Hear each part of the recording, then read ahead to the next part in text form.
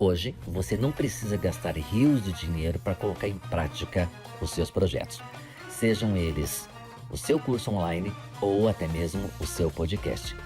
Porém, você precisa fazer boas escolhas e boas parcerias.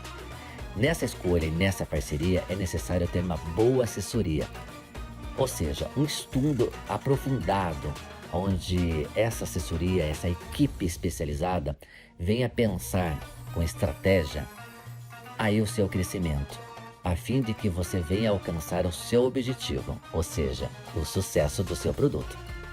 Esse sucesso depende muito da identidade visual, da linguagem pela qual você vai usar, o público-alvo que você almeja alcançar. Por isso que é necessário ter aí uma boa parceria, ter uma boa estratégia. E com os estúdios Digicast, você não se preocupa com nada. Os estúdios Digicast oferecem espaços altamente amplos, arejados e personalizados de acordo com seus projetos. Além dos estúdios Digicast, que venha proporcionar um espaço confortável para você e convidados, possui também uma agência DigiWin, que é uma equipe altamente especializada dentro do marketing digital, vai conseguir te assessorar ao ponto de você alcançar o que você deseja, que é sucesso. Eu super recomendo e assino embaixo.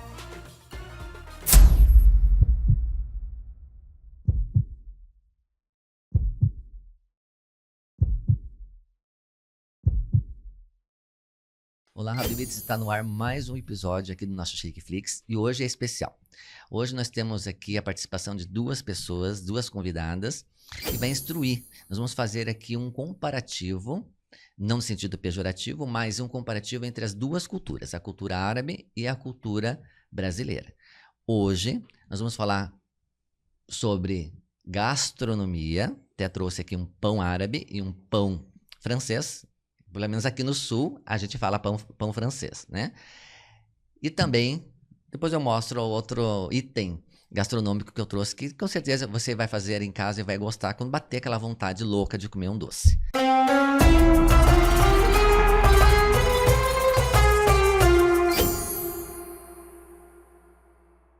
Mas antes, deixa eu apresentar as nossas convidadas.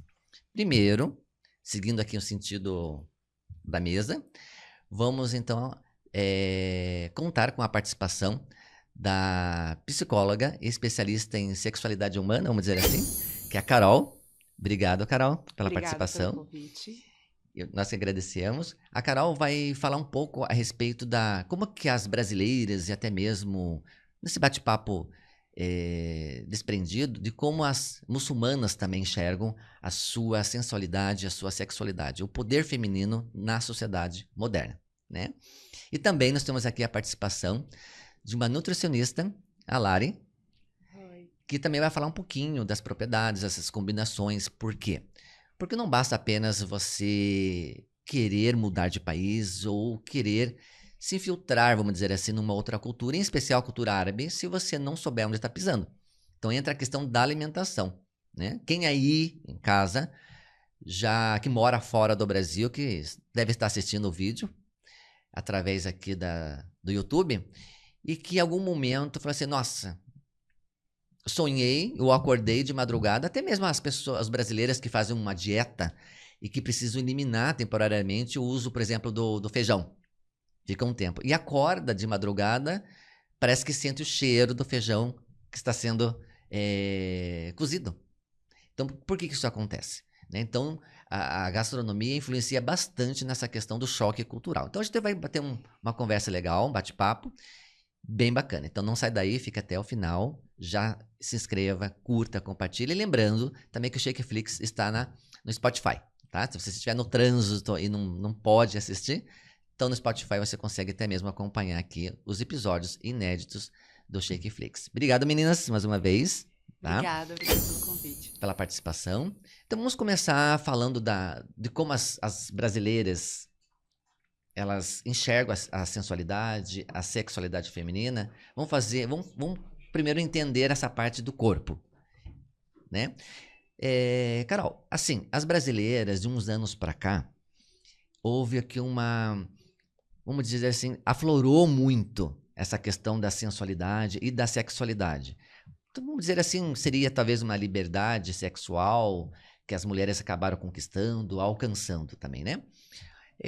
Qual seria o movimento? O que está acontecendo na sociedade brasileira hoje que a gente vê nas redes sociais que algumas mulheres, não generalizando, mas algumas mulheres acabam passando da régua no comportamento, né? O que está acontecendo? Explica um pouquinho para nós, na sua visão. Tá. Primeiro, eu gosto de trazer o que é a sexualidade, né? Uhum. Porque a gente ainda entende muito a sexualidade atrelada ao sexo somente. Então, a sexualidade, o pouquinho que a gente está aqui, a gente já está expressando algo da nossa sexualidade. Uhum. Poxa, o sexo feminino, o sexo masculino, dependendo, se tem aliança ou não aliança, fala de um relacionamento, orientação sexual. Então, a sexualidade, né, vou pegar bem a definição da Organização Mundial de Saúde, é um aspecto central da vida do indivíduo, né, e que envolve sexo, identidade de gênero, expressão de gênero, prazer, intimidade, erotismo, e reprodução. Então, a sexualidade, ela está com a gente desde o momento que a gente nasce, né? A maneira que a gente se relaciona com o outro e com a gente, né? Uhum. Então, acho que, pegando um pouco dentro dessa questão que você está trazendo, até da sensualidade, que a gente poderia pegar um pouco ali dentro do erotismo, que faz parte da sexualidade, a gente vem, sim, de um movimento de liberdade sexual. Uhum. Mas eu vejo que o quanto essa liberdade hoje, ela está uma linha muito tênue para uma ditadura sexual também, né? Então, antes, eu não podia, não que hoje está tudo liberado, porque uma coisa é o poder, outra coisa são os pensamentos e as crenças que a gente ainda carrega de se permitir. Mas vamos trazer um pouco do cenário de uma maneira ampla, né? Então, a gente tem uma liberdade muito maior hoje no Brasil, mas, justamente por essa liberdade, você tem que estar transando, você tem que estar se expressando, você tem que estar ativa sexualmente. Então, eu vejo também isso no consultório, as mulheres em conflito, né? Também trazendo um sofrimento psíquico, porque uma coisa é o não poder e agora eu posso e eu tenho o quê? Então, eu sempre falo, cuidado com a ditadura do prazer, cuidado com essa ditadura que você pode estar fazendo e vivenciando a tua sexualidade. Uhum. Então, acho que é importante a gente começar com esse cenário. E aí, dentro dessa liberdade, a gente tem uma liberdade, mas a gente ainda não teve e ainda não tem, em 2025, uma educação sexual, né? Então, ainda na educação da mulher, a gente vem com poucos conhecimentos, com pouca informação. Que a gente tem de informação fatores biológicos, né? Reprodução, então, o sexo igual reprodução, né? Sexualidade não se fala, desejo feminino não se fala, e de repente, quando essa mulher começa a se relacionar, ela tem que desejar.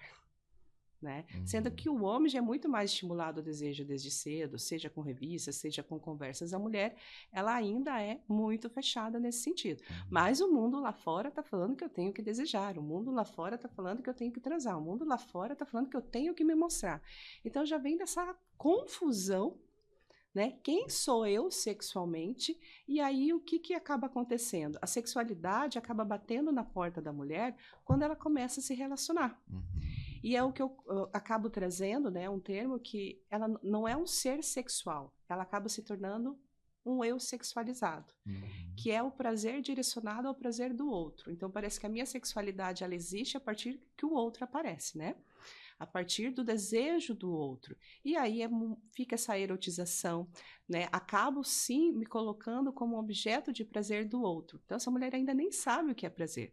E aí, junto com carências, não só da educação sexual, mas uma carência emocional, onde muito ainda vem no imaginário, muito ainda trazido para a mulher, que o sucesso é um relacionamento, né? Então, quais são os atributos que eu tenho para conquistar um relacionamento? O corpo. E aí começa essa disputa. Eu gosto muito daquela pesquisadora, a Valesca Zanello, que ela traz uma metáfora, né, da prateleira do amor. O quanto a mulher hoje, ela se coloca numa prateleira, ela traz como se fosse uma prateleira do supermercado. E aí não basta você já estar ali, você tem que achar um lugar, digamos, se a gente for no mercado, né, quais são os produtos que estão bem no meio da prateleira, os produtos mais nobres? né? Não estão nem no fundo, nem muito lá em cima, nem muito lá embaixo. Então, as marcas melhores estão. Então, você fica nessa disputa por esse lugar centralizado. E não basta ainda essa disputa, você fica preocupada com o produto do lado. Você não reconhece teu valor, né? Qual é o valor da outra? Quais são os atributos que essa outra tem? E o valor é dado por quem? Quem vai comprar? Quem está consumindo? Então, ou seja, o prazer, o valor está vindo como para essa mulher? De quem está chegando, de quem está selecionando. Então, ela fica nessa prateleira. Volto a dizer, não são todas, mas é um movimento muito forte, infelizmente, aqui no nosso país, né? Isso acaba refletindo bastante também no comportamento nas redes sociais, por elas se sentirem desamparadas, perdidas, né? Porque elas não se entendem, não conseguem fazer essa autoanálise, essa leitura própria. E elas se colocam em risco. Por exemplo, para quem está chegando agora aqui no nosso Shakeflix, no nosso episódio, muitas brasileiras, né, as Habibits, as brasileiras, elas participam de lives que acontece, né? Já comentei em outros episódios, mas quem está chegando aqui só para vocês também ficarem por dentro, já que estamos falando da sensualidade e sexualidade, né, feminina. Então, teve aquele boom, aquela febre de lives nas redes sociais, em especial no TikTok. Porque o TikTok é uma rede social nova que temos aqui, que chegou no Brasil. Tem aí mais ou menos uns 5 anos no máximo, né? Uma rede social nova. E com isso, com as facilidades, também com os recursos que a plataforma oferece, acaba proporcionando também às pessoas aquele anseio de querer usar mais e mais e mais sobre as ferramentas. E dentro delas, o próprio estímulo da plataforma seria as lives. Então, existem muitas pessoas que ficam jogando dólares. Não sei se vocês já perceberam isso, ou apareceu na timeline de vocês, ou na For You. Por exemplo, pessoas vestidas a caráter de árabe, né, homens, e com um maço de dólar na mão e jogando como se fosse topa tudo por dinheiro. Quem quer dinheiro, quem quer dinheiro. Isso é uma isca, né? Uma linguagem de rede social, isso daí é uma isca. E as mulheres, elas ficam bem, primeiro, pelo tema árabe, pelo fato do homem estar vestido com a caráter de árabe, e tem aquela associação por conta da herança das novelas que tivemos no Brasil, a Jade, Caminho das Índias, enfim, que se criou, na verdade, aquela ideia da Jade, que atravessou o oceano, encontrou lá o seu marido e acabou se dando bem na vida. Recebeu o mundo, né? Recebeu o mundo, né? Encontrou o provedor que vai a proteger, que vai pagar todos os boletos. A preocupação dela não vai ser mais pagar contas e apenas cuidar da casa, cuidar da governanta. Então, aquela ideia, aquela imagem que a própria ficção, né, que faz parte da ficção. Não que isso não exista na vida real. Existe, né? Mas existe uma bolha, por exemplo, dos países árabes que tem esse perfil de homem. Né? E é isso que as brasileiras ainda elas não se deram conta. Não generalizando, claro. Mas num contexto geral, existe um país do cinturão árabe que são mais humildes, são mais simples, mais pobres, né? E isso acaba revertendo muito no comportamento deles. Então, como já falamos em outros episódios, nós temos, por exemplo, homens jovens de 18, 20, 25 anos que pela situação e a realidade política e econômica do país dele, eles querem sair daquilo lá. Eles não aguentam mais, porque eles não veem futuro. Então, muitos vão para a internet. Não significa que todos que vão para a internet vão com a intenção de aplicar o golpe. Mas tem aquela parcela, a minoria, de homens que querem se aproveitar, né, de mulheres, e sabe que as latinas, por si só, são mais... A sexualidade, a sensualidade é mais aflorada. E eles têm o alvo certo, que são as mulheres da América Latina, em especial Brasil, as brasileiras. Então, eles jogam aquele encantamento que elas acabam alimentando no imaginário daquele provedor. Então, se você reparar, se você, por exemplo, se deparar com uma live nas redes sociais e reparar o comportamento das brasileiras, no geral, tem as europeias também, né? As italianas, as espanhóis, que também têm sangue quente, né? Quase são semelhantes e parecidas com as brasileiras, Mas o comportamento das brasileiras nessas lives é impressionante, doutora. É impressionante. Você olha, assim, é só vendo para crer. Se eu chegasse, se nós estivéssemos num restaurante, ou numa mesa aqui no podcast, e não tivesse a câmera ligada, eu contando o que de fato acontece, o que a gente acaba se deparando, as que me procuram para querer entrar no grupo fechado exclusivo, porque eu dou uma mentoria toda semana dentro de um grupo fechado exclusivo, que é no Telegram, que eu ensino sobre a cultura. Então, como elas procuram a minha equipe para querer, demonstrando interesse para fazer parte do grupo, elas acham que o grupo é como se fosse, primeiro, é no WhatsApp? A gente fala que não, por questão de segurança, é no Telegram. Segundo, o grupo não é um grupo comum que elas estão acostumadas a frequentar, como o grupo dos grupos do WhatsApp. Aquele bate-papo, o grupo de família ou da firma, né? Aquela bagunça. Porque geralmente o WhatsApp tem essa pegada, assim, né? Aquela coisa mais solta. E a gente deixa bem claro que não, o grupo no Telegram não tem essa finalidade. E não é um grupo de oferecer maridos. E muitas nos procuram achando que vai ter homem dentro do grupo e que nós da equipe do grupo Jornada Árabe ou Shakeflix, a gente vai fazer o quê? Uma mediação entre elas com os homens do Oriente Médio. Então elas nos procuram com essa ideia da facilidade de encontrar alguém. E a gente deixa bem claro que não. E para onde é que elas vão? Elas vão para as redes sociais, elas vão em busca dessas lives, e aí elas têm um comportamento que é algo assim que... Só mostrando para vocês acreditarem. Então o comportamento de algumas, não generalizando, é uma coisa que vai de encontro que você falou, doutora. Que elas se comportam dessa forma por primeiro não se conhecer. Esse tabu, né? Essa repressão, né? Apesar de nós ter a sociedade, as 40 mais, 50 mais, e essa é a faixa etária, viu, meninas? Das mulheres que participam dessas lives. Não são mulheres novas de 20, 25 anos. Não. Porque as meninas novas de 20, 25 anos, elas estão vulneráveis para cair no outro tipo de golpe, que é o golpe do Raul. Nos bastidores eu explico o que significa isso, porque vai envolver algo que não posso mencionar aqui. Mas é o golpe do Raul. Mas elas vão envelhecer, o perfil de companheiro delas vai mudar, e aí elas se tornam vítimas para cair no golpe desses falsos árabes. Por quê? Porque um árabe de verdade, que é temente a Deus ou temente a Alá, não vai acessar as redes sociais para brincar com a mulher como se ela fosse objeto. É haram, é pecado, né? Vai bem de encontro, doutora, que você falou, que essa repressão ou essa vontade essa cobrança da sociedade dela ter essa liberdade sexual, mesmo dessas mais maduras, por ter passado da era de Aquários, lá na década de 70, parece que elas não aprenderam ou esqueceram. O que será que está acontecendo?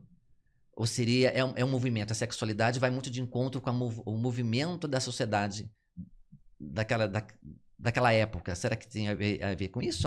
Eu acho que quando você não realmente se conhece, você nunca vai saber o teu valor. E aí o teu valor é estimado, né? O seu valor é dado, seja pela evolução da sociedade, seja pelo que está na moda, né? Então, são mulheres que passaram por esse movimento histórico, mas não necessariamente passaram olharam para a jornada interna, né? Então, são mulheres que possivelmente não tiveram sucesso em relacionamentos, né? Ou separação, ou não tiveram um relacionamento. E aí, essa é uma idade que veio, sim, de algo implantado, que sucesso é ter uma família, né? E aí, poxa, não consegui, né? Às vezes tem até blogueiras que falam assim, né? No Brasil não tem homem para mim. Já ouvi falar. Né? Mulheres, já vi muitas falarem isso. Já ouviu muitas falarem isso. Algumas, né? Algumas. É uma geração que, sim, veio de uma... Quantas de nós não fomos educadas, entre aspas, sexualmente por novelas e filmes, né? Educadas porque eu falo porque foi a referência. Era algo que tinha, que cortava. Então, né, crianças assistindo novela não tinha esse discernimento que hoje tem sobre o que é para criança e o que não é para criança. Na minha época não tinha isso, né? Assistia lá, depois do jornal, a gente assistia o Jornal Nacional, assistia a novela das 9 ali, todo mundo junto, e sempre teve alguma cena, por mais não, que explícita que não fosse, mas estava explícito que algo estava acontecendo. E aí vieram Jade, né? A Juliana Paz, O Caminho das A Índias, Tieta também, né? a Tieta, enfim, várias referências e símbolos que traziam uma certa liberdade. Mas sempre qual é o final feliz? O casamento, né? O que a gente cresceu assistindo da Disney? Hoje a Disney trouxe uma modificação, né? Já se a gente for pegar Frozen, a Elsa. Temos a parte 1, a parte 2, até hoje não tem um par romântico. E tomara que tenha 3 e não tenha um par romântico, porque já desconstrói isso. Uhum. E eu tô longe de falar que eu sou contra relacionamento, casamento ou família. Mas eu acho que é importante também, já dentro desse ensinamento, que existem outros caminhos também no ser mulher. Não só ser casada e ser mãe, mas existe sobre o trabalho, a mulher pode desejar. A própria Valesca Zanella, ela traz isso, né, que eu mencionei ela antes. Ela fala, os homens foram estimulados a desejar. As mulheres foram ensinadas a serem desejadas, né? Então, o que eu posso desejar dentro disso? Se ela fica nessa mente, eu posso desejar um bom casamento, e aí vem esses caras, né? De uma maneira estereotipada até dentro do que ela tem desse imaginário de um homem de respeito, de um homem provedor, de um homem que vai trazer uma segurança emocional, financeira, e que vai ser fiel a ela, porque certamente uma mulher que já veio com as suas feridas nessa parte, né? E aí começa realmente um leilão, né? Pelo menos dentro desse público específico que você está trazendo desse comportamento. É uma rede social, não existe o calor, né? Então, como que eu posso inicialmente chamar a atenção para eu ser vista dentro desse lugar, né? E aí começa realmente a imagem, o corpo, né? Num outro momento, imagino eu, começa muito uma conversa, e a mulher vem dessa carência, né? Onde que a mulher é pega? Na conversa, né? Porque vai realmente preenchendo, de repente é bom dia, boa tarde, boa noite, boa madrugada, bom almoço, bom café da tarde. Poxa, uma pessoa que está altamente disponível para mim, né? E, mas vocês estão há 1 ano e vocês não se encontraram ainda, mas ela está disponível. Antes eu era casada, estava alguém do lado, mas não era disponível. Então já começa realmente por conta dessas carências que ela vem trazendo, e ela se torna, de fato, uma isca fácil, né? Coloca toda essa vulnerabilidade na mesa, né? E para quem está assistindo e que não entende o que é a era de Aquários, vamos explicar um pouquinho para quem está assistindo o que é a era de Aquários, né? Que aconteceu lá entre a década de 70, finalzinho da década de 60, os anos 70, né? Para quem está chegando agora e fala assim, mas que época que é essa? Inclusive para as novinhas de 18, 20 anos, que está começando agora a vida, que época foi essa? Da passagem da nossa história, né? A era de Aquários. Vamos falar um pouquinho para elas? Pode falar. Né? Então, a era de Aquários foi aquele momento da liberdade, né? Da liberdade do corpo, da liberdade sexual. Então, foi aquele... do anticoncepcional, né? Exato.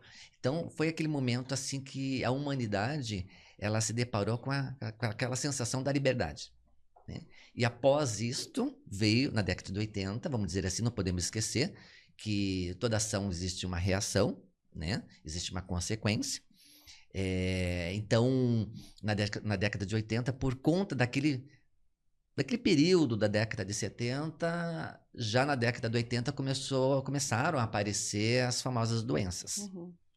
Recorrente também dessa liberdade que aconteceu. Só que eram outros tempos. Não tinham tantos medicamentos, tantas instruções. Inclusive, no Brasil, até faço aqui um pequeno puxão de orelha no MEC, no Ministério não McDonald's, tá?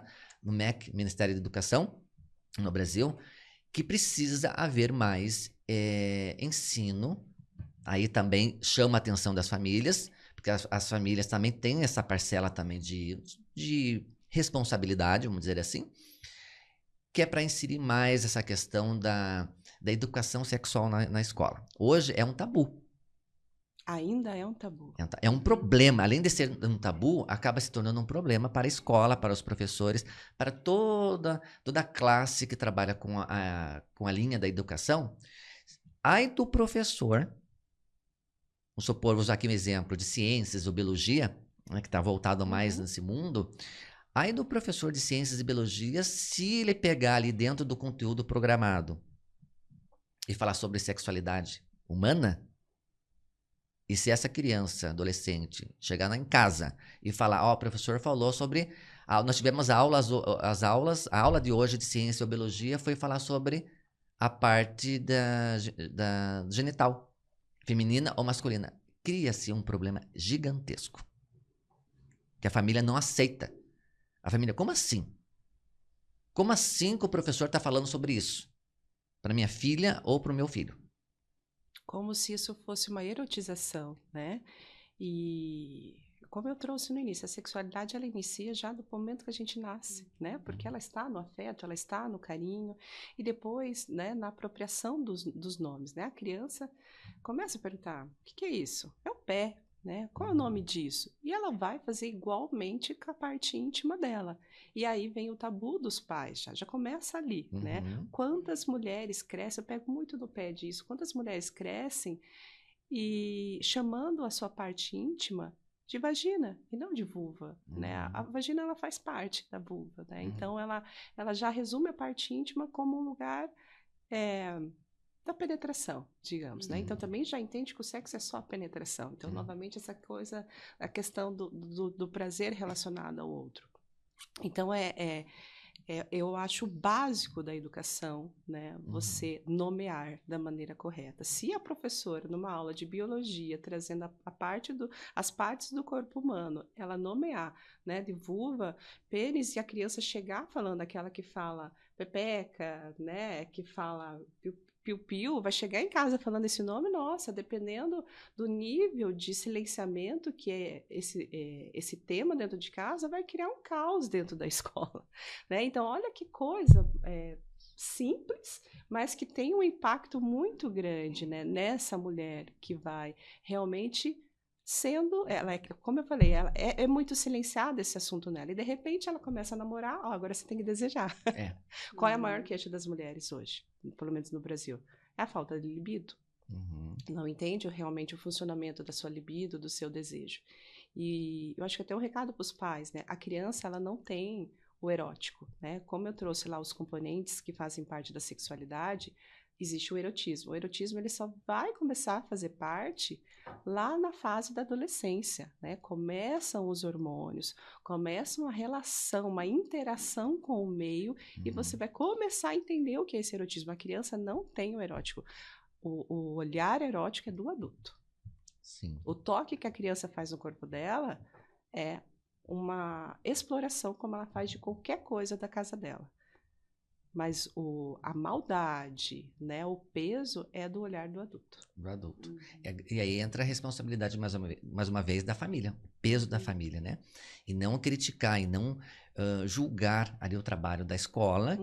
Que a escola tem esse papel social, né? De servir como instrução, orientar as crianças do que é permitido, do tudo que é.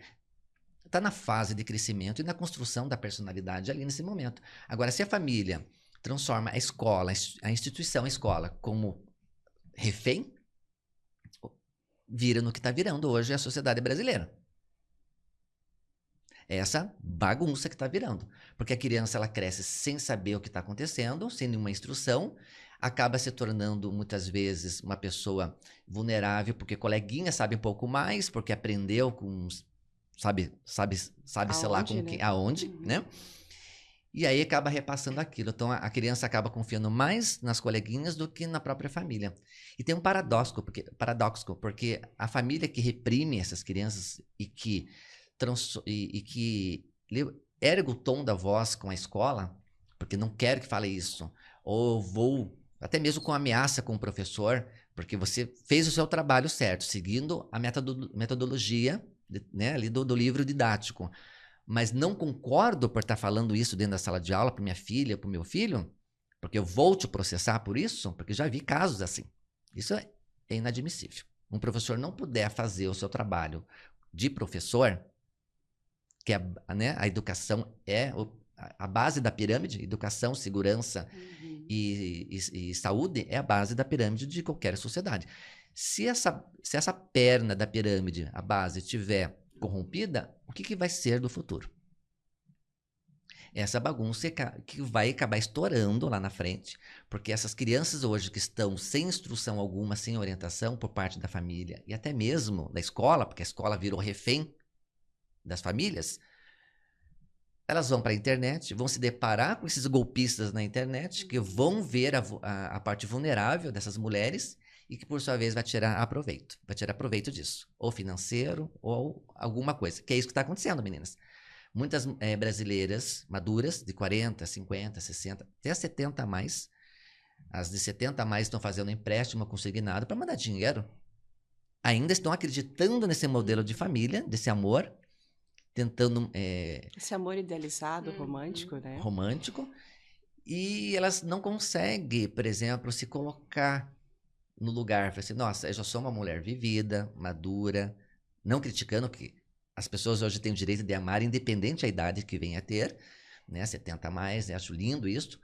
Mas, imaginou, tá lá um rapaz na internet se apresentando como árabe, com um punhado de dólar, que foi feito numa gráfica. Que lá não é dinheiro de verdade, que é dinheiro fake. Com um monte de caixas da iPhone atrás, vazias. Mostrando, vendendo aquela imagem de que sou um homem bem-sucedido, sou árabe, né? Tem aquela ideia de que todo árabe é bem-sucedido porque é da terra do petróleo, então, né, dinheiro para mim eu queimo na churrasqueira fazendo churrasco, né? Não é bem assim que funciona. Existem esses perfis? Claro que existe, mas existe uma bolha de países que tem esse perfil de homem, como já falamos aqui em outros episódios, que é na Arábia Saudita, nos Emirados Árabes Unidos, no Catar, no Reino de Bahrein, né? Ali está a elite árabe. Os outros países árabes são mais simples, geralmente aqueles que estão localizados no continente africano, como é Marrocos, o Egito, a Argélia. Então, o índice e o número de mulheres que estão sendo vítimas de árabes assim, vem de pessoas de países localizados no continente africano. O Afegão, o Paquistão, sempre de países pobres, porque eles querem mudar, sair de lá, ou querem usar as brasileiras para vir ao Brasil, para alcançar ali a cidadania brasileira, pegar o passaporte e depois sumir na Europa. Né? Que o passaporte brasileiro é o 8º, 9º mais poderoso do mundo. E o Brasil não tem esse controle de pessoas que migram para o Brasil com a facilidade. Tem o caso da Karen, inclusive, que até participou aqui do nosso podcast, que o filho dela foi sequestrado. Foi raptado por um ex-marido que é do Egito. A criança está no Egito, sabe-se lá onde. Ela já vai para 2 anos que ela está no Egito tentando repatriar, recuperar o filho dela e não consegue. O Itamaraty não está dando o maior apoio para ela para tentar fazer ajuda. Então, a coitada, ela está se sentindo sozinha. Tem um amparo de advogados internacionais, mas quem está mantendo ela são as seguidoras dela. Por que eu trouxe essa história? Inclusive, tem um episódio da Kari, que está no Egito agora, que contou um pouco a história dela, né? Fora a Kari, nós temos mais de 200 brasileiras nessa situação. Então, é grave. Isso é grave, né? Então, esse bate-papo que nós trazemos aqui no Shakeflix é de utilidade pública. Primeiro, é para alertar as brasileiras que nem tudo é aquilo. Nem tudo que reluz é ouro. Nem tudo que reluz é ouro. Se é uma vontade, se é um sonho de se relacionar, casar com um árabe, porque se identifica com a cultura, primeiro tem que entender sobre a cultura. Até faço aqui o convite para quem está nos assistindo, que quer aprender sobre a cultura. Lá o meu grupo, né, o Shakeflix Group, não é grupo de cassação, não é um grupo... Não é o Tinder. Não é um Tinder da vida, tá? Não, se você acha que lá é para isso, não adianta nem chamar nas redes sociais, no Instagram, porque não vai dar boa. Lá é para você aprender sobre a cultura. Porque uma vez que a gente aprende sobre um conteúdo, uma cultura, é libertador, né? Conhecimento é libertador. Então, se você sabe identificar o que é permitido, o que não é dentro de uma cultura, você consegue identificar ali, nos detalhes do comportamento da pessoa, desde que ela não esteja tomada pela emoção, porque tem também, né, doutora? Tem a questão da emoção também, né? E aí vem, né, até interferindo um pouco na tua fala, a importância, antes, né, de você até querer conhecer essa cultura, queira conhecer a si, né? Até para você entender também essa parte tua emocional, né? O que te impulsiona, o que te faz realmente entender quais são as suas partes vulneráveis, Uhum. né? O que está motivando a essa busca, né? Qual é Uhum. a tua fragilidade? O que você está tentando suprir, né? Uhum.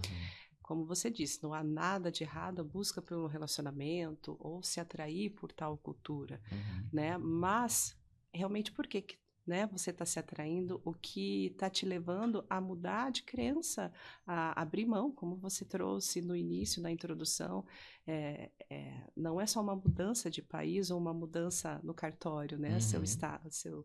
status ali, é uma mudança realmente desde da maneira que você vai se comportar, porque existe sim essa normativa, né? Uhum. Do que você pode e não pode comer, né? Você falou do sonhar com o cheiro do feijão, né? No início. Então, eu dou conta disso. Realmente, né, o que me faz abrir mão de tudo isso, né? O que é esse sonho, né? Uhum. O amor é uma construção, né? Eu acho que é Sim. importante a gente entender que essas mulheres realmente estão trazendo o amor num lugar muito idealizado, muito romântico. Não que o amor não seja romântico, mas o amor também é uma escolha diária, né? Então, Uhum. vai ser uma escolha diária manter com tantas mudanças, né? Uhum. Quando veio o teu convite, né, conversando com meu marido, ele achou ali no TikTok alguns vídeos, Uhum. né, onde a mulher mostrava assim, olha a demonstração de amor, a prova de amor. Pegou 3 aviões, o meu egípcio pegou 3 aviões para me encontrar, Olha. né? Então, nossa, olha que grande essa prova de amor. Uhum. Atravessou o continente, atravessou isso. Então, essas demonstrações que ela sonha, né, e o que ela está fazendo para isso. Então, possivelmente é uma pessoa que disponibilizou dinheiro, né, está disponibilizando a sua casa, está disponibilizando o passaporte, né, como você Sim. trouxe, por conta de viver isso e não tá percebendo realmente os perigos. E quando você traz ali 40, 50 anos, são mulheres que também não entenderam, talvez até a malícia do digital. Não tiver esse letramento, digamos, né, dessa malícia do digital, que talvez hoje a mais nova tenha, Uhum. né? Então também tem todas essas iscas que são sendo implantadas, né? O TikTok, se a gente for ver das redes, é uma rede nova também, e é muito dinâmica. Então, como Sim. acompanhar esse dinamismo, né? E daí, quando você trouxe a questão da educação, nas escolas, se a gente for pegar qualquer literatura que trate abuso sexual infantil, a primeira orientação é: nomeie as partes do corpo. Converse com a sua criança, né, a respeito das perguntas dela. Então, se você não consegue ter esse espaço de, pelo menos, acolher, você deixa muito mais vulnerável. O semáforo do corpo, né, ali para a criança, ela entender o que é íntimo dela, o que não, né, o que pode ser tocado, o que não pode ser tocado, o respeito do não. Porque se ela não vai trazendo isso, é o que você trouxe, torna essa mulher que realmente não tem um valor nesse corpo. E eu não estou trazendo nenhuma fala puritana, mas qual é o valor que você dá para o teu corpo? Não é o que o outro vai dar para ele, né? Aquilo da prateleira, né? Exatamente. E daí vem aquela questão também, por conta dessa, vamos falar, bagunça, né? No sentido não ruim, mas acaba se tornando, da exploração daquele corpo. Porque na cultura do Brasil tem aquela ideia de que mulher, para ser aceita ou para ser desejada, ela tem que ter aquele corpo modelo padrão, né? Violão, assim, estilo violão, né? Quadril, daí as mulheres vão para academia e fazem dietas mirabolantes, né? Nós temos aqui a doutora também nutricionista, muitas dietas que é visto também nas redes sociais, mirabolantes, e que as deixam mais doentes ainda, né? Não com aspecto saudável, mas doente. Lembrando que toda dieta precisa ter um acompanhamento de uma profissional. E já na cultura árabe não é bem assim que funciona. Então tem outra forma. Já começando por aí com o homem árabe, não é regra, né? Aí tem muitas que me procuram, falam assim, mas o árabe pode ter 4 esposas. Pode casar segundo os ensinamentos, segundo as leis do Islã, ele pode ter 4 esposas. Então tem ali a abelha rainha, vamos dizer assim, né, que vai permitir que as outras venham entrar ou não, daí tem aquela questão da afinidade, do comportamento, enfim. Elas não se dão conta de que não é tão simples, porque elas, além de conquistar o árabe, que delas nas redes sociais mostram demais, né, as partes do corpo, o colo, o ombro, algo que no mundo da cultura árabe não é permitido, né, e aí abre margem, espaço para aqueles golpistas que querem se aproveitar dela e brincar, usá-las como objeto, né, alimentando um sonho de um relacionamento que vai ir ao Brasil buscá-la, vai mandar passagem de avião, igual a Karen disse. Ela se arrepende de ter se relacionado com o egípcio, porque até então ela também passou por essa fase, esse estágio. Ela falou assim que o Egito é a chave de cadeia. Abre aspas, né? O Egito é a chave de cadeia, fecha aspas, palavras da Karen. Que hoje ela abriu os olhos e tá pagando por um preço muito caro, que foi o filho que foi sequestrado. Então, assim, e já na cultura árabe, não. Né? Então, em alguns países, esses que são localizados no continente africano, como Marrocos, Egito, entre outros, eles têm, os homens árabes, eles têm a seguinte fraseologia, que mulher boa é a mulher que preenche a cama. Então, ou seja, mulher gordinha. Aí, as do Brasil que estão, ou que se sentem fora do padrão do corpo ideal, são as mais vulneráveis. Porque no Brasil elas não se sentem atraídas porque elas estão fora do padrão. Do padrão que as blogueirinhas criaram. Né? Vamos falar assim, né? Que as blogueirinhas criaram. Viver na academia, dieta, enfim. E daí, como elas estão se sentindo fora do peso, gordinhas, e aparece alguém na internet que me aceita como eu sou. Me aceita como eu sou. Aí elas se rendem e ele sabe disso. Olham só pra isso, né? Não olham pro restante do que realmente é. Isso causa um estrago psicológico imenso nelas. Imenso, imenso. Que elas estão buscando um lugar para pertencer, né? E aí, de repente, eu sou aceita como eu sou, sem nenhuma mudança, sem nenhum e se, né? Realmente o lugar perfeito para viver um pesadelo.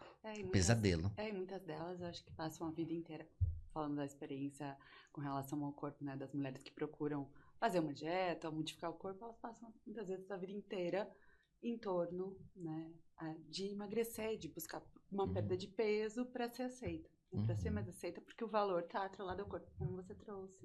Né? Então, quando ela encontra e algo, eu não vou precisar mais, né? Ou isso não é algo que aqui é tão, né, valorizado, e que, claro, lá a gente tem também, porque, né, a gente tem uma relação com transtornos alimentares também, né, no Oriente Médio, mas é um ponto bem importante, né? Se conhecer não dá margem, né? Eu consigo observar esses pontos, né? O que realmente é importante, além do corpo. Tá vendo só? Mas para falar do corpo, eu trouxe aqui, inclusive, um pão árabe, né? A gente vai falar um pouquinho de diferença do pão árabe e do pão brasileiro. Aqui, pelo menos aqui no Paraná, em Curitiba, a gente fala pão francês, né? Escreva aqui nos comentários, você que mora em outra região do Brasil, como você chama esse pão, né? Mas vocês viram, meninas? Vocês, assim, é a primeira vez que estão aqui no episódio, né? Vocês viram só que maravilha esse estúdio aqui que a gente grava os episódios do Shakeflix? Tá vendo só? Aqui tem um espaço que você consegue colocar em prática, né? Eu, claro, com a ajuda da equipe do estúdio Digicast, com a agência DigiWin, conseguimos, depois de um tempo, colocar em prática esse projeto que tem uma causa social. Mas vocês viram que lindo que é o cenário? Aqui é o cenário, aqui é o Estúdio Turbo. Tem outro cenário também, para quem, por exemplo, é profissional, médico, advogados, e que queira gravar seus cursos, gravar seus treinamentos, tem também. Então, legal aqui do Estúdio Digicast é que você consegue personalizar, tá vendo aqui, né, a imagem, ó. Tudo isso aqui foi a própria agência DigiWin que fez, né, a personalização. Então, você consegue personalizar ali o seu projeto, tirando do papel, tendo toda a assessoria da equipe de uma agência, né? E toda a parte burocrática, que é postagem, os cortes, tudo isso que vocês que acompanham eu nas redes sociais, percebe? É tudo a agência DigiWin que faz isso. E é o ideal. Não basta apenas pegar qualquer agência, não é mesmo, meninas? Tem que ter uma assessoria, um suporte bacana. A agência, você sabia, ó, curiosidades apenas, tá? para quem em casa está querendo gravar um podcast, enfim, as empresas, cursos, enfim. O Estúdio Digicast, só no ano passado, ultrapassou 100 milhões de visualizações dentro dos projetos pelos quais eles estavam assessorando. É muita coisa, né? E agora em 2025 já passou de 80 milhões de visualizações. É muita coisa, né? Já que na internet existe todo mundo querendo ter o seu espaço, então a competição é muito grande, então precisa ter esse apoio. Então eu super recomendo, estou aqui falando para quem está em casa que queira tirar do papel e colocar em prática aí os projetos de podcast, fazer seus cursos, enfim. Logo, logo vem novidades aqui, tá? Para quem está assistindo, vem muita novidade por aí. Não é maravilhoso, meninas? Uhum. E você, doutora Lari, o que você achou? A primeira vez que está aqui no estúdio, né? A primeira vez. Eu adorei, achei muito, além de bonito, né, esteticamente, muito confortável. Atendimento, né? Bem acolhedor. Acolhedora. E a Bem doutora acolhedor. Carol também. É a primeira vez que está aqui no estúdio? Você já teve? Não, a segunda vez. Já teve aqui, né? Estive no outro convite, né, de podcast, mas é muito bonito aqui, muito acolhedor. Acolhedor, né? Então, super recomendo. Então, assim, agora, voltando aqui para a parte do corpo, a questão da sensualidade, né? No Brasil, a doutora Lari vai falar aqui para nós, o prato básico do brasileiro é aquela combinação perfeita e saborosa, que é arroz e feijão. Uhum. Bife e batata frita. Nossa, Mas é arroz e feijão, né? clássico. Clássico. Já na cultura árabe tem outros pratos básicos assim. Mas vamos falar do pão? Né? Vamos falar do pão. O pão francês. Ele tem mais ou menos... Fala um pouquinho desse pão aqui. Então, um pão francês, como, né, não é francês, mas veio, né, com a ideia de que a gente adaptou, então, na verdade, foi feito no Brasil. Mas ele basicamente leva farinha de trigo, água e sal. E, dependendo, um pouquinho de açúcar. Uhum. Mas é basicamente, né, a receita original de pão. E aí, a gente vai tendo, né, modificações e tipos de pão diferentes. Mas o francês, exclusivamente, vai levar farinha de trigo, sal, né, e água, basicamente, né. E fermento, né? E fermento. Pra fazer crescer, se Exatamente. ficar bonitinho assim, Pra né? crescer, exatamente. Então, e que, né, você quer que eu fale um pouquinho dele, né? E não do pita ainda. Vamos falar dele um pouquinho. Aham. Vamos ficar dele. E aí ele é clássico, né, na nossa cultura. Uhum. Pãozinho de café da manhã, principalmente no sul, né? A gente tem um consumo de pão com manteiga, pãozinho com queijo, pão com ovo. E que já lá, né, pra cima, no Nordeste, a gente tem muito mais comum, a gente tem a tapioca, né, cuscuz. E outras formas de alimentos energéticos, né, que também são ali outras fontes, que aí vem da mandioca, por exemplo, ou do milho, no caso do cuscuz, né, e a tapioca da mandioca, e o pão vem do trigo, que são, né, cereais, e aí trazem essa fonte energética pra gente. Então, falando do pão francês, é a nossa cultura, como o arroz e feijão é para uma refeição principal de almoço, né, e de jantar, o nosso pão é clássico do café da manhã, do lanchinho, né, e quem sabe também de um jantar, tá no dia, né, no dia a dia e realmente na nossa rotina aí. Sim. O pão francês tem um valor, né, um significado pra gente, né, questão afetiva, questão, né, nessa questão de ter todos esses significados para além do nutriente, né? Porque se a gente considerar, né, o que tem no pão, não tem só o nutriente, porque saúde é muito mais do que nutriente. Sim. E o que significa para você o seu pãozinho francês? Se lembra a avó, se lembra a mãe, se lembra o teu café da manhã, né? O que significa para você para além da questão nutricional, né? A reunião familiar pela manhã, né? Antes das crianças irem para a escola, né? Muitas famílias se reúnem às vezes ali, mesmo que seja rapidinho ali, que está em cima do horário. É prático. Prático, né? Abriu, colocou alguma coisa, passou um requeijão, passou uma manteiga.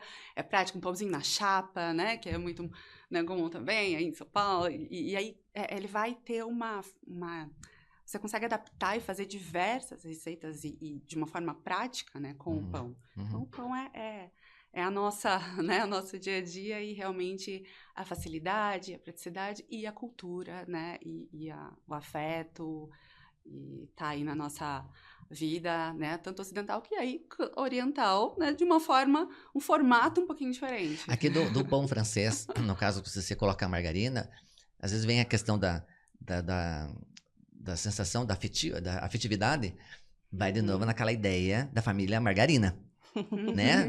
Não remete aquela ideia, família margarina, família perfeita, família, né? Todo mundo feliz, sem problema algum, sem boleto para pagar, né?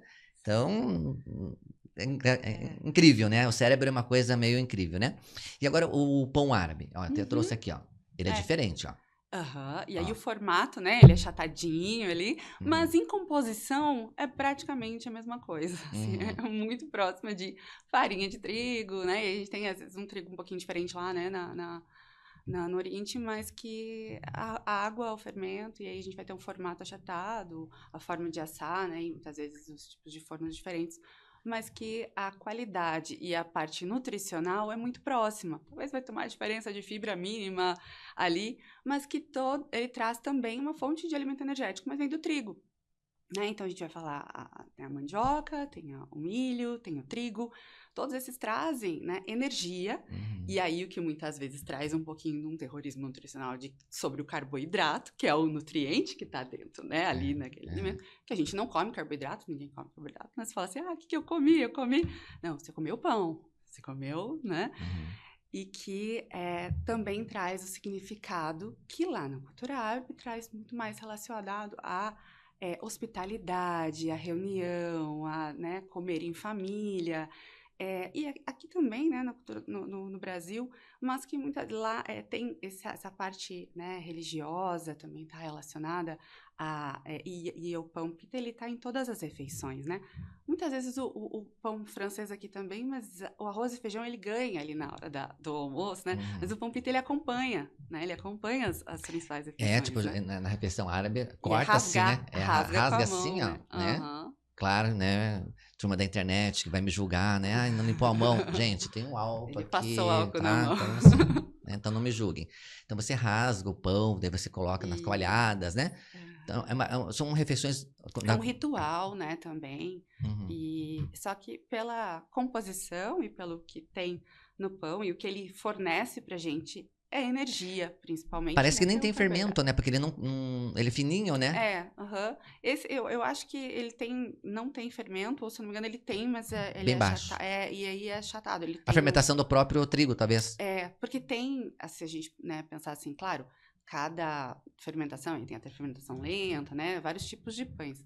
Mas esse, né, o pão pita, por exemplo, o trigo, ele é um trigo diferente, é chamado, esqueci o nome com S e Uhum. U, é um trigo diferente, mas que ele traz a mesma coisa que o trigo, né, o nosso trigo ali do Brasil vai trazer para o pão, Uhum. que é energia, que é a fonte de energia principal do corpo é o Uhum. carboidrato, né? Uhum. Então, ele é essencial, que muitas vezes, e aí como, né, a colega trouxe sobre a questão corporal, uma forma muitas vezes que as mulheres acham para controlar ou tentar controlar o corpo, né, que é fazendo uma dieta ou que é cortando algum tipo de alimento, grupo alimentar, e muitas vezes o demonizado é o carboidrato, é o alimento fonte de Uhum. carboidrato, né, que é o pãozinho. Pãozinho é um dos que acabam sendo demonizados. Eu não posso porque pão engorda.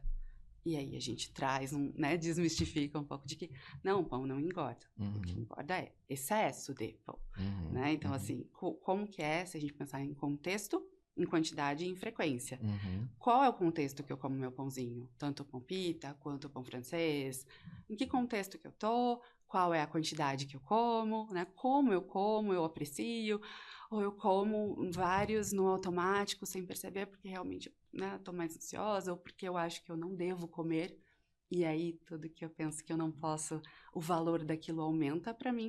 E quando eu tenho a possibilidade ou a oportunidade de comer um pãozinho, eu não vou comer muitas vezes eu vou comer muitos, porque quando que eu vou me permitir de novo? Porque teoricamente eu me, né, proíbo. Uhum. Então, quando eu tenho essa possibilidade, pode ser que venha um exagero, né? Então, isso é um ponto também de se observar. Importante. Legal. E eu até trouxe aqui também as famosas tâmaras. Né?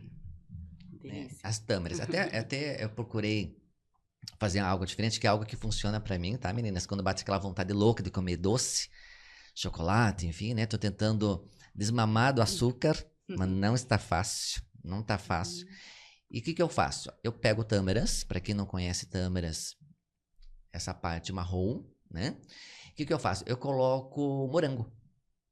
Né? Faço tipo um sanduba, um sanduíche entre morango e a tâmara. Ele dá uma disfarçada no cérebro e passa aquela vontade de comer doce, né?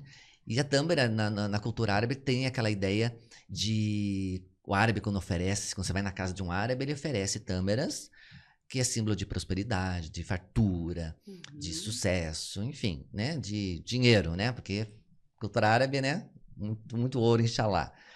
Então, eu até ofereço para vocês, meninas, aqui, ó. A tâmara, caso eu para quero. experimentar.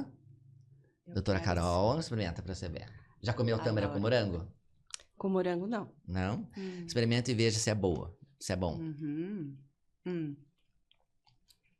O azedinho junto com o doce, né, da tâmara, porque ela naturalmente, né, uma fruta seca que tem mais concentração de um doce, né, natural ali, no açúcar natural da fruta, e tem bastante fibra também, né, e que muitas vezes, e aí você falou, né, achei interessante comentar, eu tô tentando desmamar do açúcar, né, que o açúcar também é olhado como vilão, né, ou como, e, né, o açúcar engorda, porque é uma fonte de carboidrato, né, Sim, assim, só muda a fonte, e que a gente também traz, né, o excesso de açúcar pode engordar, assim como o excesso de qualquer alimento, né?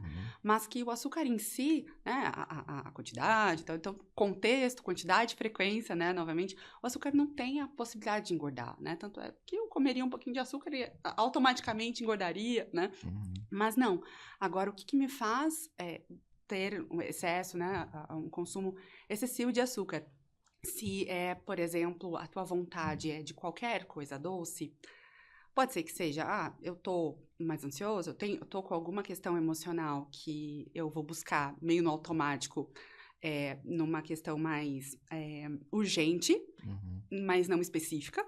Então, eu preciso comer alguma coisa agora, um doce, e aí eu pego a tâmara ali e passa, mas geralmente vai ser numa quantidade maior, quando eu tô falando de uma questão emocional, não vai ser só uma tâmara, vai ser uma quantidade maior. E às vezes é só uma vontadezinha de que, eu queria um saborzinho doce, eu vou lá e passa. Mas se é uma vontade específica de um chocolate, e eu vou lá e eu como a tâmara, mas eu ainda fico pensando no chocolate, pode ser que essa vontade vá aumentando, ou porque eu acho que eu não deveria, ou porque o chocolate vai me engordar, ou algo assim. E se isso acontecer de eu continuar pensando no chocolate, pode ser que sim, eu vá acabar indo para o chocolate de uma forma mais automática, comendo mais rápido, ou uma quantidade até maior. E aí, também, além da tâmara, eu fui pro chocolate. E aí pode ser que venha uma culpa depois, que é muito comum quando eu tenho esses alimentos nesse lugar de proibido e permitido, de que quando eu como algo que eu considero proibido ou que eu acho que me engorda, como chocolate ou como açúcar, tenho uma culpa depois. E o que eu faço com essa culpa, né? Se ela passa normalmente, se eu faço algo para isso, e aí, por exemplo, restringir alguma questão alimentar, né? E aí até tem, né, a questão até do Ramadã, que, né, as pessoas que têm um transtorno alimentar geralmente não precisam fazer, né? Porque também podem induzir a exageros alimentares para quem já tem uma questão maior com relação a uma desordem alimentar, né? Um comer transtornado, um transtorno alimentar ali. Já, né, imposto já. E falando de doces, até mesmo podemos deixar aqui até deixar um convite para a próxima, né, o próximo episódio, para a gente falar sobre os doces. Porque no mundo ocidental tem aquele consumo dos doces industrializados, ultraprocessados, enfim. Isso acaba contribuindo muito com a questão do aumento do peso das pessoas. Na cultura árabe também consome-se muito doce, né? Com a calda de laranjeira, enfim. Então, a relação e a visão que os árabes têm com relação aos doces é diferente. A forma desde do preparo, porque a comida é vista como algo sagrado, dentro da cultura árabe, isso acaba contribuindo para o encantamento também das brasileiras. Então, tudo isso a gente podemos até mesmo falar de um episódio específico dos doces. Perfeito. Tá? Dos doces do Ocidente e dos doces árabes, né? Mas já fazendo uma introdução, então aqui é a tâmara. Gostaram, meninas? Delícia. Muito bom. Né? Dá aquele O docinho contraste. da tâmara é delicioso. E eles usam no Oriente Médio para quebrar o Ramadã, né? Quebrar o Tava Ramadã. vendo, né? É o que inicia ali a quebra do Ramadã e depois uma refeição principal maior, né? Que reúne todo mundo e, né, traz uma refeição mais, né? Que realmente vá nutrir, porque ele tem um jejum de aproximadamente 12, 13 horas, vai depender, né, do Desde quando o local. sol, do início do sol, nascer do sol até o pôr do sol. E aí, que dá 12 horas, 13 horas. E é um tempo bastante, né, até para as mulheres que pensam em, né, o quanto para mim fazer este jejum, né, como é para mim jejuar, porque é de um fim não estético, como aqui, né? Muitas vezes tem-se um jejum intermitente, né? Jejum que se faz e que muitas vezes, né, é o que leva, porque a gente fala toda restrição pode levar a um exagero, né? Não é todo transtorno alimentar que inicia, não é toda dieta que leva a um transtorno alimentar, mas a maioria, né, dos transtornos alimentares inicia com uma dieta, uma restrição alimentar. E se eu restringo, né, pensando, por exemplo, no Ramadã, se eu não tenho nenhuma questão com predisposição para transtornos alimentares, e eu jejuo pensando na questão espiritual, né, do que traz junto, e isso não me causa nenhum sofrimento, questão de saúde mental, nada disso, tá tudo certo, né, segue, tá tudo certo. Mas se isso, né, é importante observar, né, o quanto isso também pode ser utilizado como uma forma de eu tenho uma questão com o meu corpo, e aí esse jejum, por exemplo, eu vou usar como se fosse uma questão espiritual, mas na verdade, por trás, eu tô, vamos dizer assim, querendo mesmo jejuar para perder peso ou algo assim. Então, também, né, olhar para essa questão quanto a restrição alimentar, que aqui é muito comum, né, porque é o corpo magro, o padrão vem no corpo magro, a magreza, né, a nossa cultura traz uma construção de um corpo magro. A gente fala da questão... Que nem né? condiz com o corpo da brasileira. Né? Que nem condiz, nem 3%, 1% de pessoas que realmente atingem esse corpo padrão. É irreal, não é sustentável, né? E aí a gente fala que um corpo natural, o peso natural daquela pessoa, muitas vezes, e até quando a gente aprende na faculdade, tudo isso, de um peso ideal, que não existe, o ideal tá na cabeça. Ideal já tá na ideia, né? A idealização não é real. É teoria. É teoria, e aí a gente tenta, né? Muitas vezes, até o próprio, quando vai num profissional e, o teu peso ideal era X. E aí ele tenta chegar naquele peso ideal, mas não consegue se manter lá, porque não consegue, porque não é o corpo dele. Pensando em etnia, pensando toda a compleição física, eu não consigo me manter lá. Só através de restrição, de dieta, de exercício físico intenso e tudo. E aí, muitas vezes, eu acabo até aumentando de peso, de tanto tentar emagrecer, porque o corpo se defende. E qual é o recadinho que você dá para as meninas, as mulheres que estão nos assistindo e que está passando por esse conflito interno com relação à briga com a balança? Qual seria a sua orientação, suas considerações?